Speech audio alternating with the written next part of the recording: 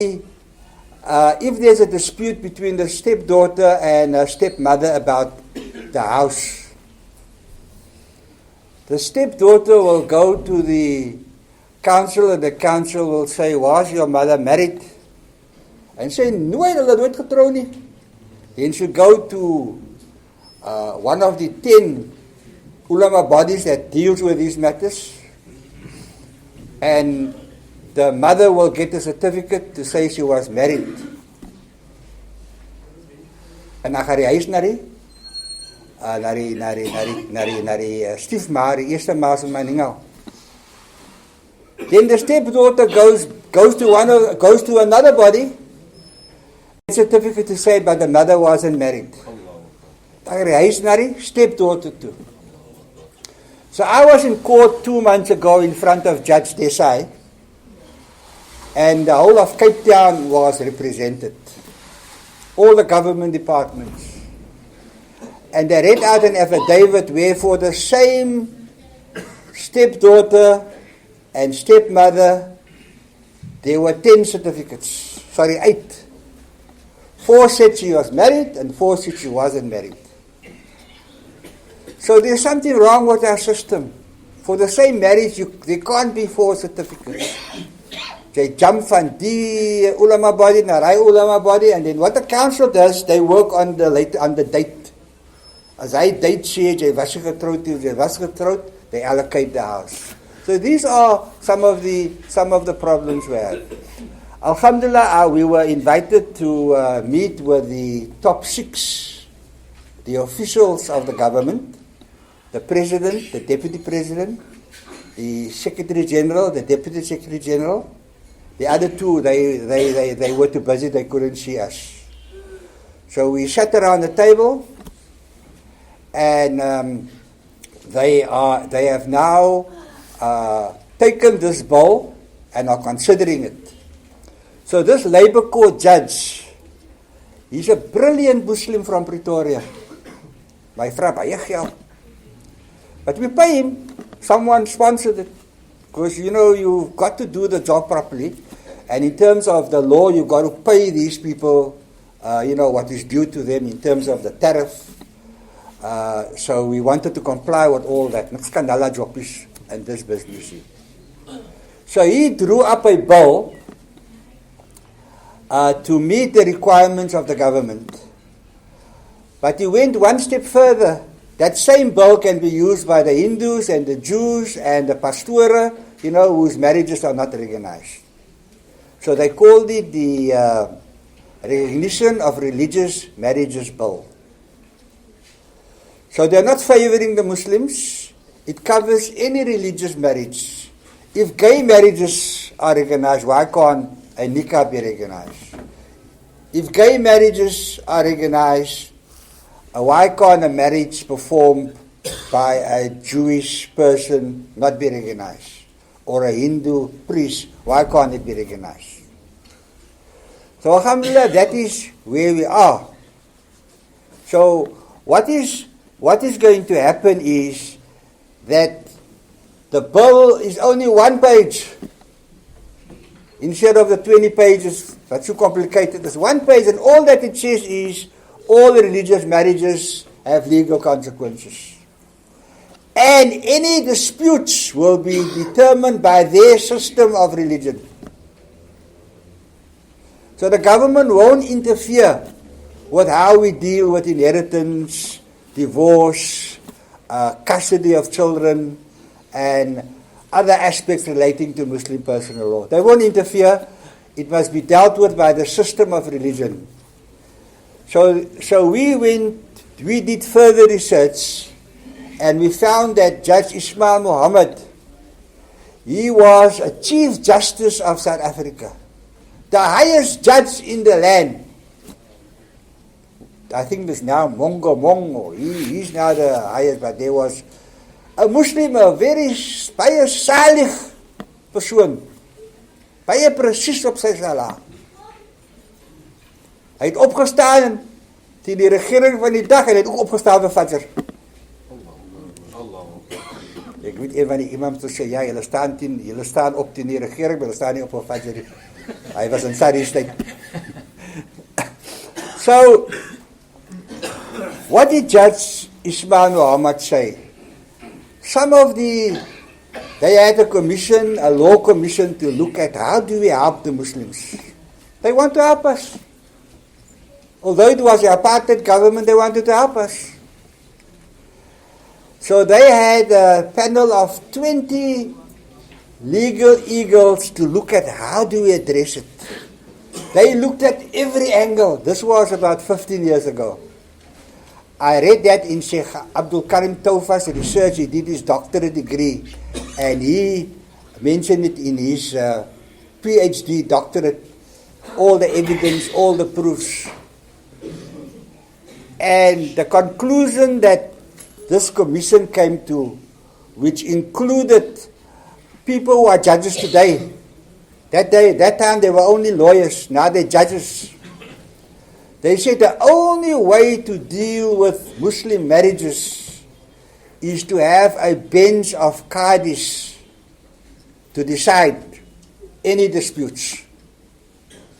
And there should be no interference from government. The qadis, the maulanas, the ulama at the highest levels, they must have a bench. Op hy bench sal daar wees Hanafi, Shafi, Hanbali, and that will be one bench. The Shias can have their own bench if they want to have their own bench, right? The other people who claim they are Muslims, they can have their own bench.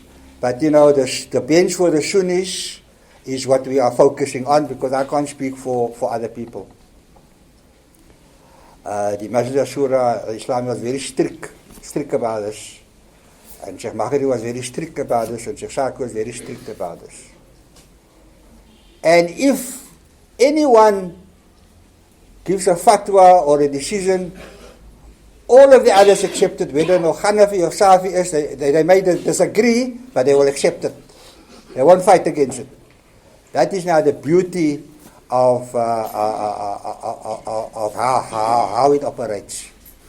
So what did Judge Ismail Muhammad say? Now there's another new judge, Muhammad Ismail. He's just a young judge. He was a chief judge, you see. But Ismail Muhammad was very clear that the only way is not to summarize the Quran and the Hadith and the fatwas in 10 pages. You can't do it. You can't come up with a law to try and summarize it. There will always be disputes, and that's why the ulama can't agree on one clause in that bill. So they must do some work on that bill if they want it to carry on. But we're not worried about that, because a lot of good work went into it. Jy kan nie die mense gaan afdruk vir al die harde werk wat hulle gedoen het nie. So that's why we have a recognition of religious marriages bill, which covers all religions. So the first clause in the bill, and I'm going to give the Imam a copy of the original bill. It says religion means Islam, but it can be any religion. And then, like I said, the next important clause is that a religious marriage is recognized. So what will happen now is the parliamentary process will take place, and it will go through portfolio committees. You see on the TV all these things happening, and then at the end of the day, all the members of parliament must vote. So it's very important that the majority party at the moment is the ANC, maybe later on it's the DA, maybe it's EFF, I don't know what's going to happen. So we are speaking to every political party, please man, support this bill. Because it's not for Islam, it's for all religions. And alhamdulillah, we've got a very positive feedback that when the bill comes to Parliament, they will all support it because it's non-controversial. It is just straightforward. But once they pass the bill, nou begin ons harde werk. Dan kan Imam Mustafa nie meer retire nie. Then he must come out of retirement. There's hard work to be done. We need a bench of qadis, that will deal with all issues, all disputes. At the moment, there are 12 cases in the High Court. I gave you one example about this one woman. She went to the Legal Resources Center and they're fighting a case. Every case costs 1 million rand. Wat ons hy geld? Ons het dit hy geld. So inshallah, when I'm next invited, we will do a workshop on how the nikah will be performed in the future. Things are going to change. The certificate that you get in the mosque, what the mosque committee must do to change the certificate. Thirdly, we must start educating die boetas wat hier sit, die paas, die broers, die seuns, on the laws of inheritance. Ek heb het nog nie al nie, hier sit hulle maar self praat, wat, die meisie kry halfte van die jongetje, sy inheritance. But there's a Quranic order, not Farul Kifayat, it's an order. If you don't carry that order, gaan jy gestraf word. Nou gisteraan by 'n slamat, alles is sonne was gegiewe gestaan. Ons is newborn babies. As amper soos gesê het, daar byk, maar ook ons was nie, ons was nie op Arafat nie. Maar as ons 'n shedo aangemaak het, en ons was gegiewe, as julle mos almal nou skoon, moenie nou van na nou weer alles spoil nie. Ons alhamdulillah is pure. Alles is sonne gegiewe. We can make a fresh start. But coming back to the point, the bench of qadis, not the judges in the High Court, Jewish judges, gay judges, other Venezuelan judges, they decide on our religion at the moment. But like Judge Ismail Muhammad says, no, it must be a bench of qadis. One of the matters that they will address is, what is the responsibility of the father, the brother, and the son? Especially because they got double the inheritance of the girl. Now we know that if the husband miskien problems in the marriage, doesn't nafaka the wife, then it's a responsibility of the father, the brother, and the son to cover all her needs. All her needs. Dan moet julle vir julle vrouens sê. Want as ek 'n suster het, of 'n ma het, of 'n responsibility het in terms van die Quranic order, kan hulle moenie my pad staan nie, want dan kan ek maar heel aan Ruah toe aanvra, my dua's gaat geaccept visie. Ek kan maar vra heel aan, my ma gaat geaccept visie. Moet dit swaar maak vir my nie. Die Koran sê, ek as 'n pa, ek as 'n seun, ek as 'n broer, moet al die needs van my suster fulfill. En haar kinders. Nie net die suster nie, en haar kinders. Nou die Moulinas en die Shefta kan hy vere tafsir en explain. Nou soos ek gesê het, die ou mense wat baie presies met die kifayats, hulle het die kanse gevat nie. Al kan die family afford dat elke ene het die community gedecide according die size van die community, dat 'n tikkie en 'n sixpence is genoeg, 'n tikkie vir 'n kind en 'n sixpence vir 'n adult, om al die funeral costs te cover.